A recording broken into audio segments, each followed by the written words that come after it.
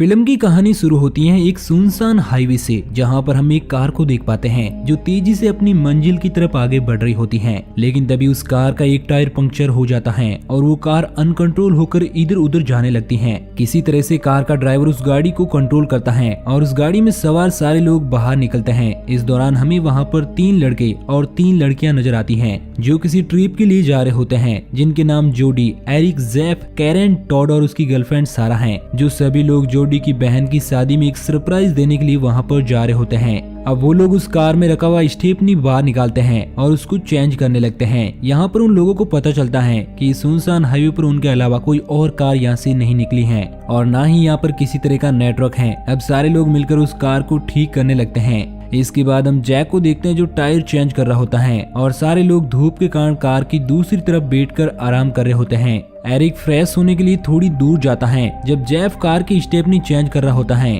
तब उसी टायर से एक बुलेट मिलती है, जिससे उसे लगता है कि शायद किसी ने जानबूझकर उनकी कार को पंक्चर किया है। हालांकि वो इस बात को ज्यादा सीरियस नहीं लेता क्योंकि वो तो एक घने और सुनसान जंगलों में थे। तभी टॉड देखता है कि पास ही रखा हुआ स्टेपनी टायर वहाँ से लुढ़क कर हाईवे पर आगे जा रहा है, तो वो टायर को लेने के लिए उसके पीछे जाता है। इसके बाद सारा जब जेफ को देखने के लिए कार की दूसरी तरफ आती है तो वो बिल्कुल हैरान हो जाती है क्योंकि जेफ को किसी ने गोली मार दी थी और उसका सर पूरी तरह से डिस्ट्रॉय हो चुका था। इससे पहले कि वो सारे लोगों को अपना रिएक्शन बताती, उसे भी ये गोली आकर लगती है जो सीधे उसकी आंख में लगती है। इसके बाद एक और गोली उसकी दूसरी आंख में भी आकर लगती है। ये सब उसके सारे दोस्त देख रहे थे जो अभी जिंदा थे। इसके बाद कैरन, जोडी और टॉड को तुरंत कार के पीछे आने को कहती है क्योंकि वो समझ जाती है कि कोई उन्हें छिपकर निशाना लगा रहा है। वो लोग डरे हुए उस कार के पीछे भागते हैं। इससे पहले कि टॉड कार के पीछे कवर ले पाता, उसे भी एक गोली आकर कंधे में लगती है जिससे वो घायल हो जाता है। इधर एरिक भी अब सभी लोगों के पास आने के लिए आगे बढ़ता है, लेकिन वो भी गोलियों की आवाज सुनकर वहीं पर पड़े एक पेड़ के पीछे छिप जाता है।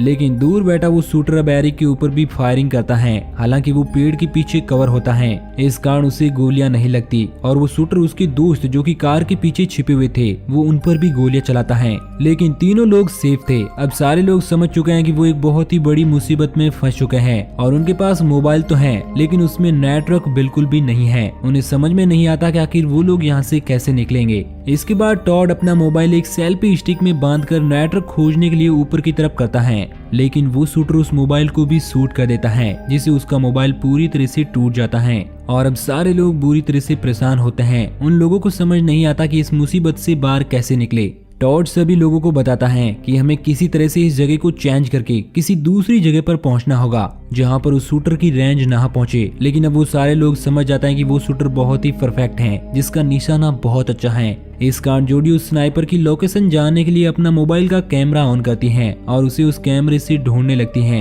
इधर कैरन अपना जैकेट बाहर की ओर करती है ताकि वो शूटर उस जैकेट को उन्हीं में से एक समझकर उस पर गोलियां चलाए और जोडी उस स्नाइपर को अपने कैमरे में कैद कर ले। इस बीच टॉड कार के अंदर पहुंच जाता है क्योंकि कार का टायर पहले ही जेफ ने लगा दिया था। वो कार को स्टार्ट करने की कोशिश करता है, लेकिन इस बीच वो शूटर एक बार फिर से उस पर गोलियां बरसाने लगता है और किसी तरह टॉड अपनी जान बचाकर वापस कार के पीछे छिप जाता है। सारा अपने मोबाइल में कैद की गई इस वीडियो को सभी लोगों को बताती है, जिसमें उन लोगों को पता चलता है कि वो शूटर एक पेड़ के ऊपर बैठकर उनके ऊपर गोलियां बरसा रहा है। लेकिन उन लोगों को समझ नहीं आता कि आखिर वो ऐसा क्यों कर रहा है। अब सारे लोग बुरी तरह से परेशान होकर अपनी जान बचाने के लिए हर एक कोशिश करने के लिए तैयार होते हैं, लेकिन उन्हें समझ नहीं आता कि वो करे तो करे क्या। इसके बाद टॉड अपने हाथों पर टूल किट बांध लेता है और सभी लोगों के साथ उस कार को वहाँ से आगे बढ़ाने लगता है क्योंकि उन लोगों को लगता है कि इस जगह पर वो शूटर उन्हें किसी भी वक्त खत्म कर सकता है। अब वो लोग गाड़ी को न्यूट्रल करके गाड़ी को धक्काने लगते हैं और कार को थोड़ा आगे बढ़ाते हैं और एरिक अभी भी उसी पेड़ के पीछे छुपा हुआ होता है। तभी हमें दिखाया जाता है कि वो शूटर अपनी गन लोड कर रहा है। इसी बात का फायदा उठाकर एरिक उस पेड़ के पीछे से भागकर अपने दोस्तों के पास पहुंचने की कोशिश करता है, लेकिन वो शूटर इतना परफेक्ट था कि वो अपनी गन को फिर से लोड कर चुका था।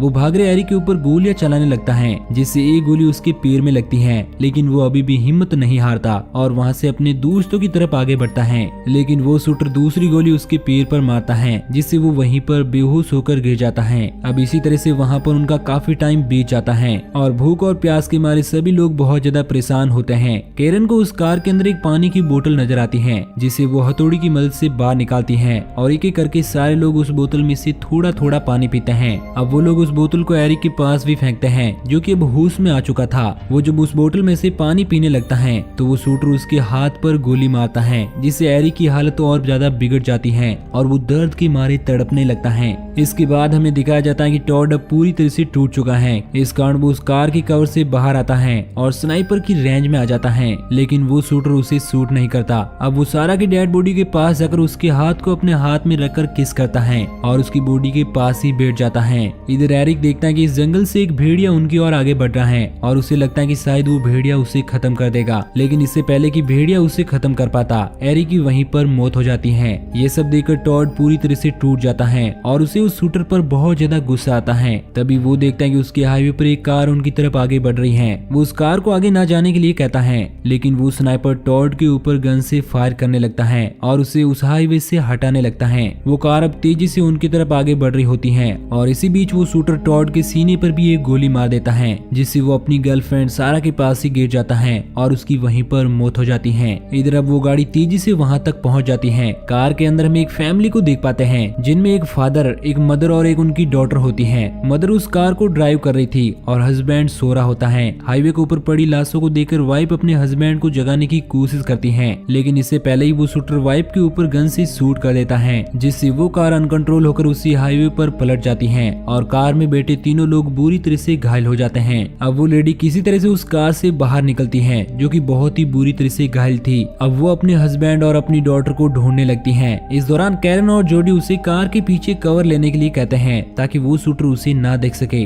लेकिन वो लेडी कुछ भी नहीं समझ पाती। इसी बीच वो शूटर उस लेडी को भी खत्म कर देता है। इसके बाद हम उसके हस्बैंड को देखते हैं, जो कि कार से निकल जाता है और जोडी उसे समझाती है कि वो कार के पीछे ही छिपा रहे। वो उन दोनों की बात को समझ जाता है और कार के पीछे ही छिप जाता है। वो दोनों उसे पुलिस को कॉल लगाने को कहती हैं ताकि उन लोगों को बचाया जा सके। वो आदमी भी ऐसा ही करता है और वो पुलिस को कॉल लगाने लगता है, लेकिन इस बीच वो शूटर उसकी कार के डीजल टैंक पर गोलियां बरसाने लगता है, जिससे वो कार ब्लास्ट हो जाती है और वो आदमी भी उसी ब्लास्ट में जलकर मारा जाता है। इसके बाद हमें उसकी बच्ची को दिखाया जाता है, जो कि बहुत ही बुरी हालत में हाईवे के किनारे पर पड़ी हुई थी। अब उसे होश आ जाता है, लेकिन हम देखते हैं कि वो शूटर उस छोटी बच्ची को भी अपनी गोलियों से भून देता है और इस तरह से वो लड़की भी मारी जाती है। इसके बाद हम जॉडी और कैरन को देखते हैं, जो पूरी तरह से टूट चुके हैं और उन लोगों को भी लगता है कि शायद वो शूटर उन दोनों को भी यहीं पर खत्म कर देगा, लेकिन कैरन अभी हार नहीं मानती है। वो बताते हैं कि हमें रात होने का इंतजार करना चाहिए ताकि हम किसी तरह से उस स्नाइपर से बचकर यहाँ से भाग सके। अब कैरन एक प्लान बनाती है। अब रात हो जाती है। कैरन और जोडी उस प्लान को एग्जीक्यूट करने के लिए पूरी तरह से रेडी थे। कैरन कार के टायर को निकालकर उसमें से ट्यूब को बाहर निकालती है और कार के अंदर ही उस ट्यूब को जलाकर रख देती है ताकि चारों तरफ धुआं ही धुआं हो और वो भाग सके। वो शूटर, जो कि अभी भी पेड़ पर बैठकर उन लोगों का रास्ता देख रहा था, उसे भी कुछ भी समझ नहीं आता क्योंकि चारों तरफ धुआं फैल रहा था। अब जोडी और कैरन दोनों इस बात का फायदा उठाकर वहाँ से भागने की कोशिश करने लगती हैं। तभी उन लोगों को एक पुलिस ट्रक नजर आता है, जो कि उनकी तरफ आगे बढ़ रहा था। उस ट्रक के अंदर 2 ऑफिसर और 2 स्नाइपर भी मौजूद थे, लेकिन उन लोगों को भी नहीं पता था कि आखिर वो शूटर कहाँ पर हैं। इस बात से हमें पता चलता है कि उस ब्लास्ट में मारे गए उसी आदमी ने पुलिस वालों को सारी बातें मरने से पहले ही बता दी थी। इस कारण वो वहाँ पर पहुँच चुके थे। ट्रक में बैठा हुआ एक ऑफिसर बैकअप के लिए अपनी टीम को कॉल करता है, लेकिन इस दौरान वो शूटर उस ऑफिसर को भी शूट कर देता है, जिससे वो पुलिस ट्रक पूरी तरह से अनकंट्रोल हो जाता है और वो आगे बढ़ रहा होता है। इस दौरान ट्रक में बैठे हुए 2 स्नाइपर में से एक स्नाइपर नीचे गिर जाता है, जिसे पेड़ पर बैठा हुआ वो बेरहम स्नाइपर खत्म कर देता है। ये सब देखकर कैरन जोडी से कहती है कि हमें यहाँ से किसी तरह भागकर जंगलों की तरफ जाना होगा ताकि हम अपनी जान बचा पाए, लेकिन जोडी अभी भी बहुत ज्यादा डरी हुई थी। उसे लगता है कि वो शूटर उन्हें भी खत्म कर देगा, इस कारण वो वहाँ से नहीं जाना चाहती। कैरन अब अकेले ही जंगलों की तरफ भागने लगती है और कुछ ही दूरी पर पहुंचने पर वो शूटर उसे भी शूट कर देता है, जिससे अब कैरन भी मारी जाती है। इसके बाद वो पुलिस वाला ट्रक भी जोडी के बहुत करीब आ चुका था। जोडी भागकर उस पुलिस ट्रक के पास पहुंच जाती है, जहां पर 2 पुलिस वाले मौजूद थे। जोडी उन लोगों को बताते हैं कि यहाँ पर एक स्नाइपर है, जो कि पेड़ पर बैठकर लोगों को अपना निशाना बना रहा है और उसने अब तक कई लोगों को खत्म कर दिया है। वो उन लोगों को वहाँ से भागने के लिए कहती है, लेकिन वो दोनों पुलिस वाले अब उस स्नाइपर को किसी भी तरह से खत्म करने के बारे में सोच रहे थे, क्योंकि उस स्नाइपर ने उनके 2 साथियों को खत्म कर दिया था। अब वो दोनों अंधाधुंध फायरिंग करने लगते हैं, लेकिन एक भी गोली उस शूटर को नहीं लगती, क्योंकि पुलिस वालों को उस स्नाइपर की एक्चुअल लोकेशन पता नहीं थी। अब वो शूटर उन दोनों पुलिस वालों को भी एक एक करके खत्म कर देता है। इस बात से जोडी बुरी तरह से डर जाती है,